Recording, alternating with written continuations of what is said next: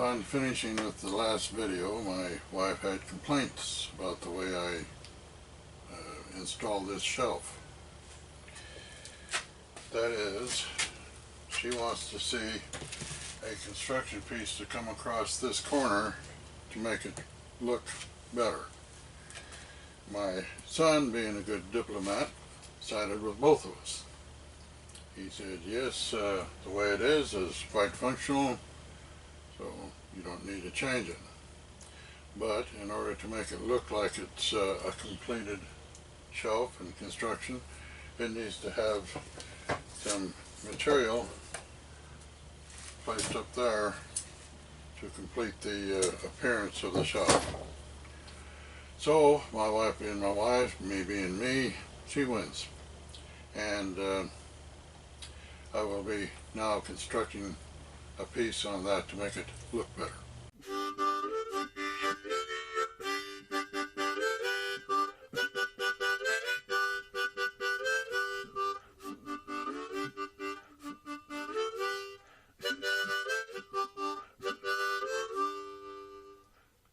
That's as wide a piece as I could get out of the scrap that I had on hand that would match the veneer on this shelf. Now all I need to do is to get some pieces like this to act as back support for that piece.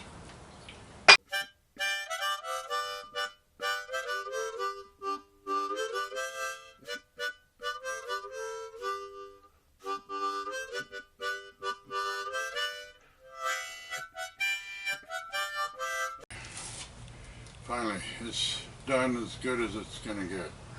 If I would have had the materials, I would have made a wider one, make it look a little nicer. Now, every time I look at that board in the corner, I'm going to think, yep, that's my wife's board. As it turns out, I've had mice in the shed, which is a common thing that happens in sheds.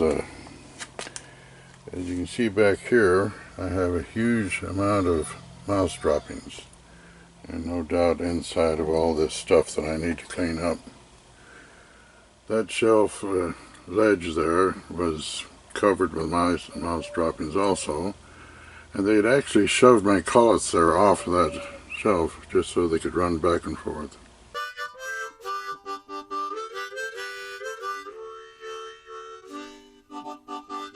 The thing about the mouse droppings is I do have to pay attention to that fact.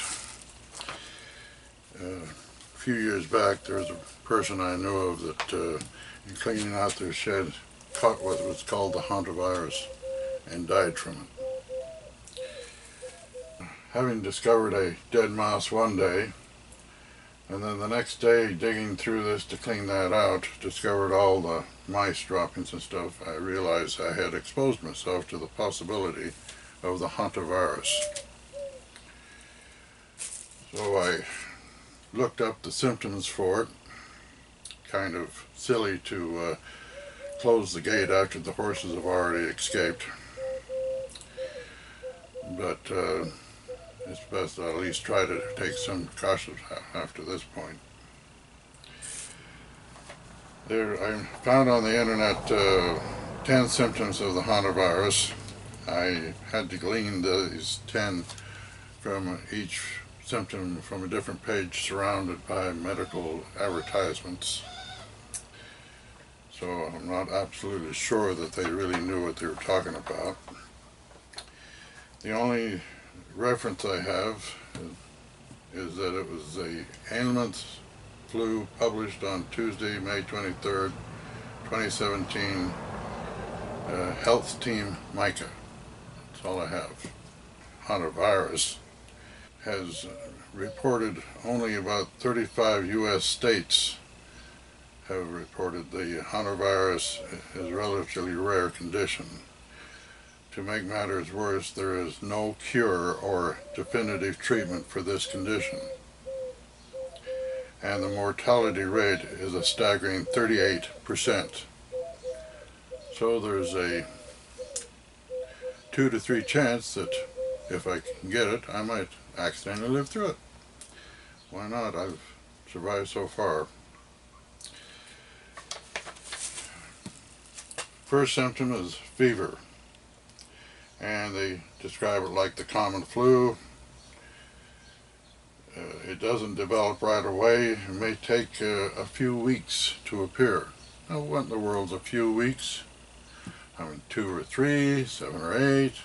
What's a few weeks? I wish they were so vague about stuff.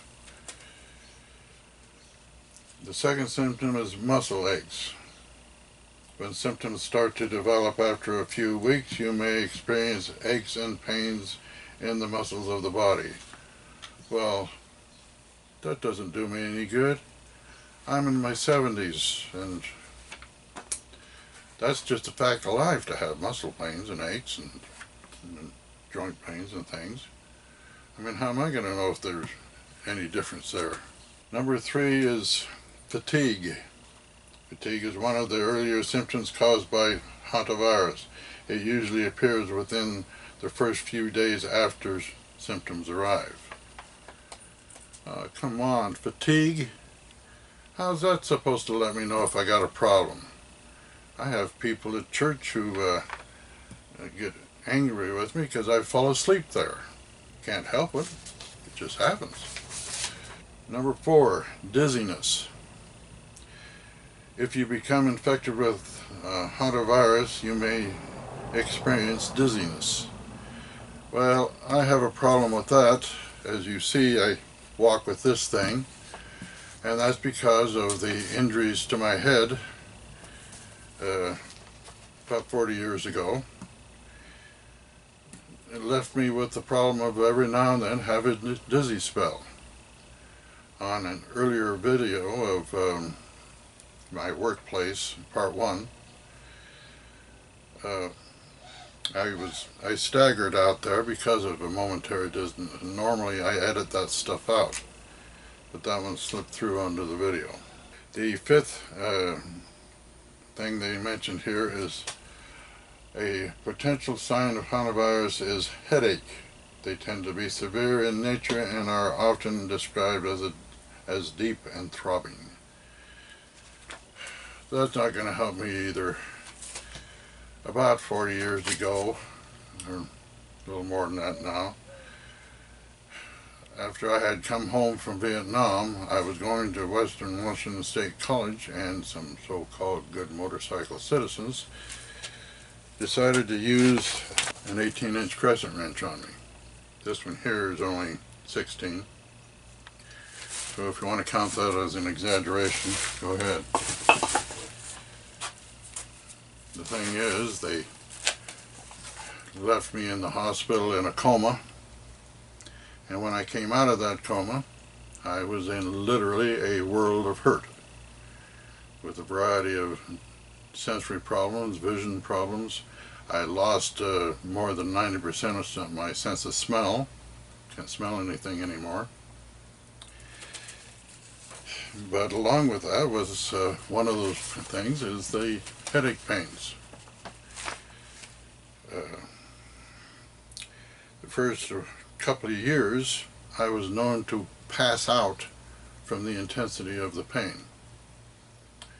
Gradually over time it decreased to the point to where I was able to tolerate it a little bit, as long as I could manage to get some pain pills.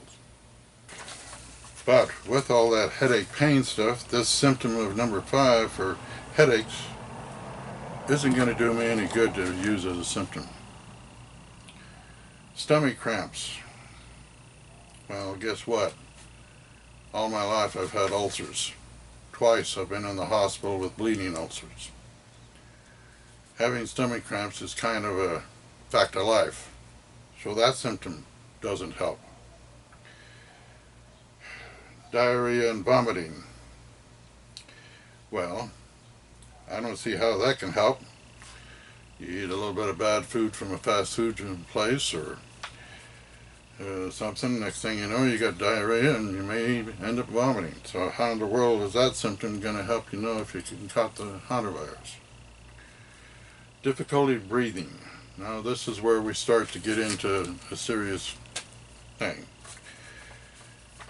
During the latter stages of the disease, usually 4 to 10 days after the first symptoms appear, you may develop a serious and life-threatening symptoms. One of such symptoms is difficulty breathing, which occurs when liquid starts filling the lungs. Liquid fills the lungs quickly, giving you only a short period to seek medical help. Well, that would kind of be upsetting to not be able to get a little bit of air into the lungs. If that shows up, then I'll know I've got a problem. The thing is, by the time it gets to that point, I will be to such an advanced stage that going to get medical help, and as you can tell, I do not trust doctors. By the time I get medical help with that, my chances of survival is not very good. If I caught that virus.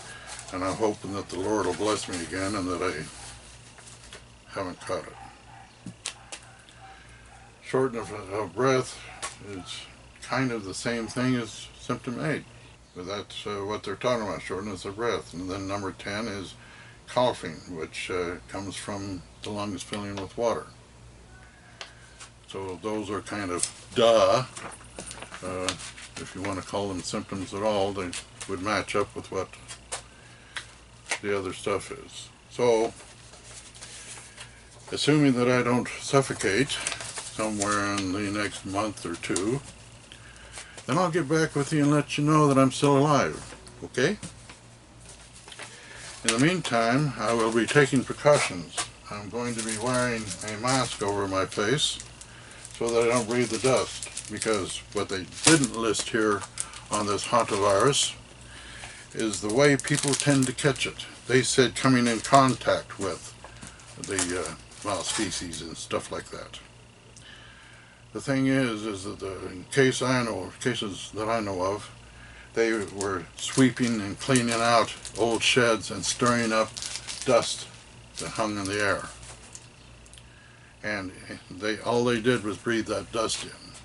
Apparently the hantavirus can hang on to the feces and the dust long enough that a person can breathe it into their lungs. And if they breathe it into the lungs, they've got it. So to prevent myself from breathing it into the lungs, I will be wearing this.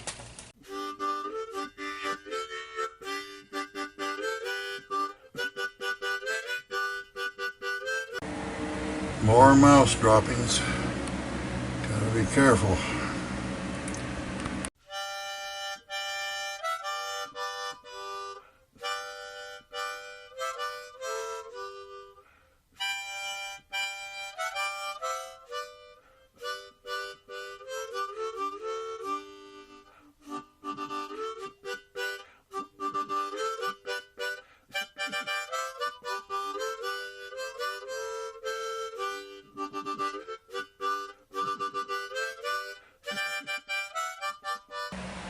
Well, I've now seen my second live mouse running down that way. So altogether that's one dead mouse and 2 live mice that I've seen in here. If there's that many, there's got to be a lot more. I've got to do some eliminations. I've got to put out some lice bait and get rid of them. Because I need to clean this whole place out and make it an undesirable place for them to live. I don't know why they live here anyway. There's never been any food out here for them to eat, except for the paper they've been chewing on. Yep, we're up to 112 degrees.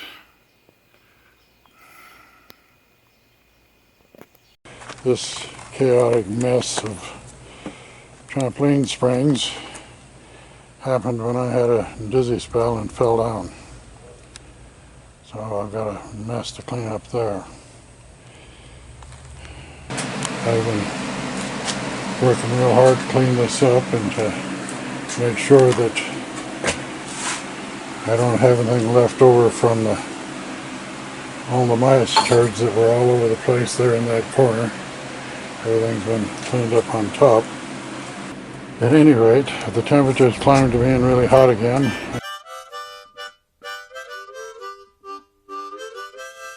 And I'm dog tired. So I'm gonna close up and go inside.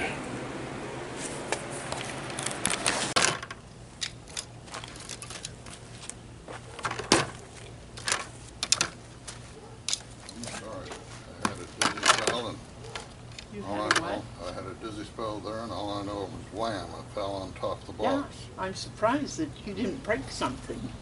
Well, I did, the box. See that? It shattered all to pieces. Yeah, but I could see the box breaking. But I mean, I'm glad you didn't get hurt any more than what you were.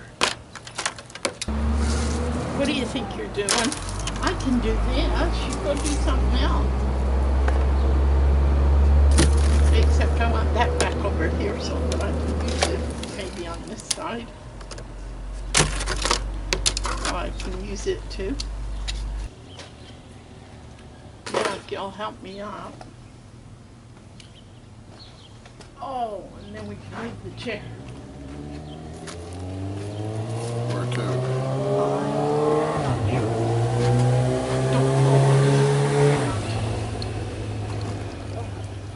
Because I was uphill instead of down. Okay. Now, where do you want me?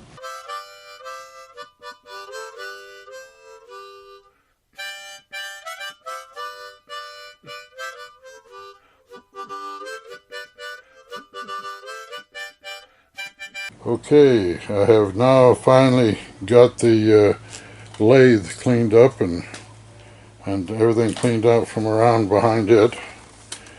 It's amazing just how much stuff can pile up after 25 years. This is my small lathe. It's just a little hobby lathe. Okay, I've now cleaned around the milling machine and cleaned it too. So now I can carry on to the next part of the project to clean out underneath the workbench.